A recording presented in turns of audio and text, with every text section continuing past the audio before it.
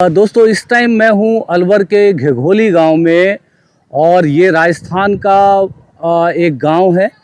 और यहाँ पर जो है कंजर जाति के लोग बहुत बड़ी संख्या में घिघोली गांव में वेश्यावृत्ति के धंधे में जो है लिप्त है। बताया जाता है कि ये लोग परंपरागत तौर से इस धंधे में लिप्त हैं। इनके बाप दादा इस धंधे को जो है करते आए हैं। और अभी हमने कुछ महिलाओं से, लड़कियों से बात करने का जो है प्रयास किया, तो वो लोग बड़े ही ढिठाई से इस बात को कहते हैं कि हम किसी मजबूरी के तहत या किसी जो है गरीबी या मुफलिसी के कारण इस जो है देह व्यापार के धंधे में नहीं हैं। हम खुशी से इस धंधे में हैं और ये हमारे जीवन यापन का एक जरिया है। जैसे आप लोग नौकरी करते हैं, जॉब करते हैं, बिजनेस व्यापार करते हैं, उसी तरह से देह व्यापार इन लोगों का जो है व्यापार है। ये कंजर जाति से लोग आते हैं। और जैसा मैं आपको बता दूं कि राजस्थान के अंदर बेदिया जाति से और कंजर जाति के, नट जाति के लोग परंपरागत रूप से देह व्यापार के जो है घिनौने जो है धंधे में लगे हुए हैं। और आपको बताना चाहता हूं कि ये जो देह व्यापार का घिनौना जो धंधा चल रहा है, जिस फरोशी का जो धंधा चल रहा है, इसके दलाल कोई और नहीं, इनके अपने ही माता पिता और भाई बहन होते हैं, जो यहाँ से मुश्किल से 1 किलोमीटर की दूरी पर जो है अलवर हाईवे है। और अलवर हाईवे से इनके लिए कस्टमर यानी ग्राहक जो है पकड़ करके लेकर के आते हैं। तो दोस्तों ये हम अभी कुछ देर पहले यहाँ पर बहुत सारे जो कम से कम 3-4 जो शहरों की गाड़ियाँ यहाँ से होकर के गुजरी हैं। और यहाँ पर ये जो मात्र 200-250 रुपये में अपना जो है जिस्म सौंपने को तैयार हैं। और ऐसे बहुत सारे जो मतलब ग्राहक हैं, जो मतलब मैं ये कहना चाहता हूँ कि ग्राहक हैं जो ये काम करने के लिए आसपास के शहरों से यहाँ पर आते हैं। और ये खुलेआम जो जिस्म फरोशी का व्यापार है, ये परंपरागत रूप से बहुत समय से जो है चल रहा है। यदि आप इनसे बात करने की कोशिश करेंगे, या इवन मैं आपको कोशिश करूंगा, क्योंकि ये इस तरह की रिपोर्टिंग करना बहुत जो है जोखिम भरा होता है। लोग लड़ाई झगड़ा करने लग जाते हैं और इसमें जो गुंडे बदमाश टाइप के जो असामाजिक एलिमेंट जो हैं इस काम को करते हैं। और इनके जो दलाल हैं वो जो गुंडा प्रवृत्ति के लोग होते हैं। तो यदि आप इनसे ज़्यादा वो करेंगे तो ये आपके लिए एक जो है जोखिम भरा काम भी हो सकता है।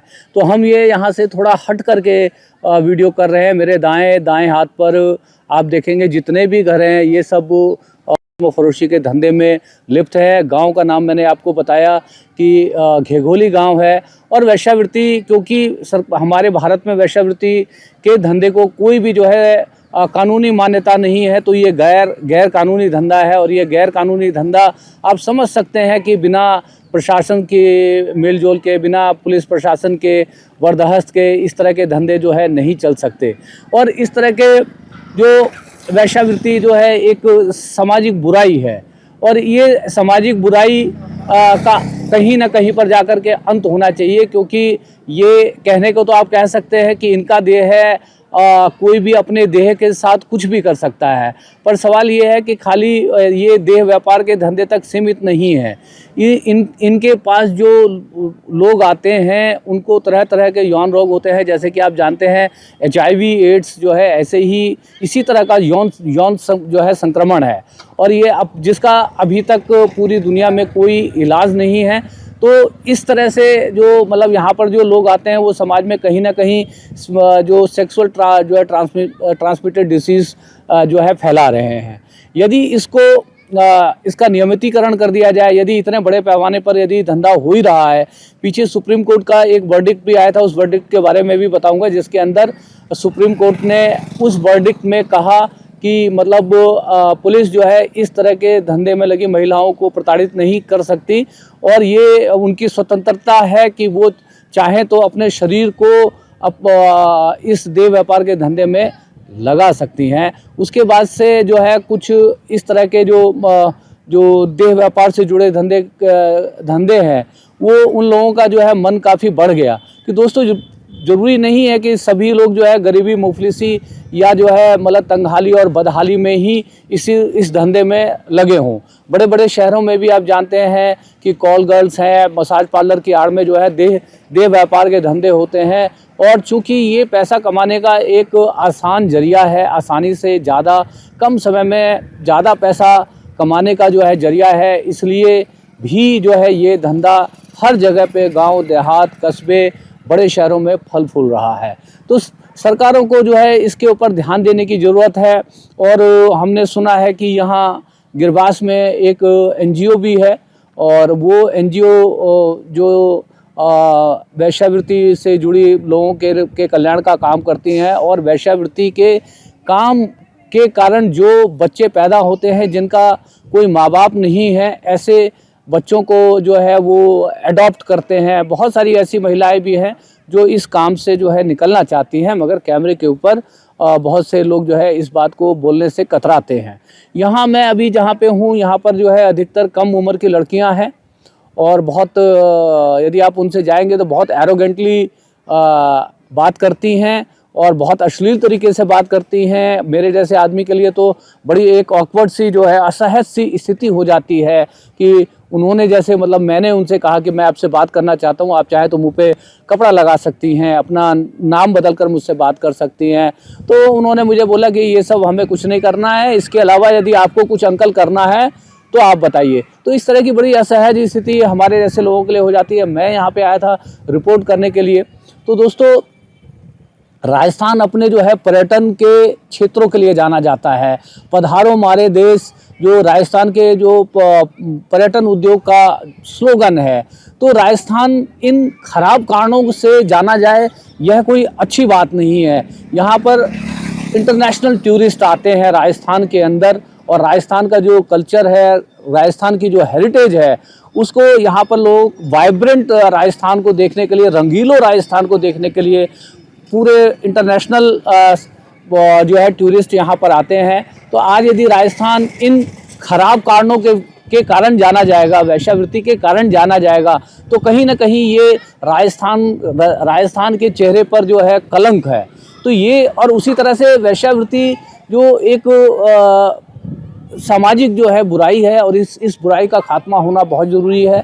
हमने कोशिश की यहाँ पर कुछ लोगों से बात करने की, मगर जिस तरह से उन लड़कियों ने और महिलाओं ने हमसे मतलब बात की, और यहाँ तक कि हमने जब यदि वीडियो बनाने का प्रयास किया तो हमारे साथ जो बदतमीजी पर उतर आए।